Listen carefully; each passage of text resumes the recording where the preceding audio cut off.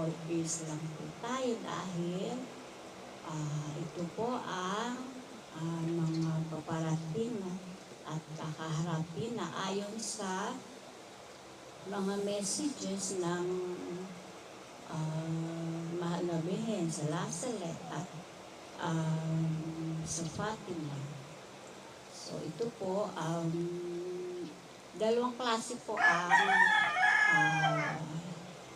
revelation. Merong public at merong private revelation. So ang sa mga mahal na Birhen po, sa mga mystics, ayan po ay mga private revelation. So nasa atin po, kung tayo ay maniniwala, ay hindi po tayo magkakasal. Ako hindi naman po natin iyon papaniwalaan.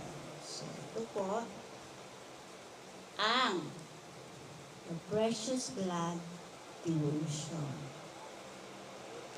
The greatest devotion of our time. As we have now entered the much awaited hours of darkness, foretold by many Catholic prophets, the true children of God face the toughest challenge they have seen yet. In the secular world, political and social injustice reigns. Above all, with greed, avarice, lust, and a general hardening of hearts to the things of God.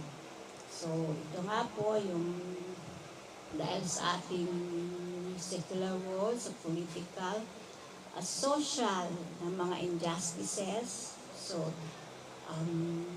alam naman po natin ang katotohanan na ang mundo ay puno na ng kasalanan. So, tulad po noong panahon ni Noah, nung ginunaw ang mundo at ilang tao lamang ang naligtas.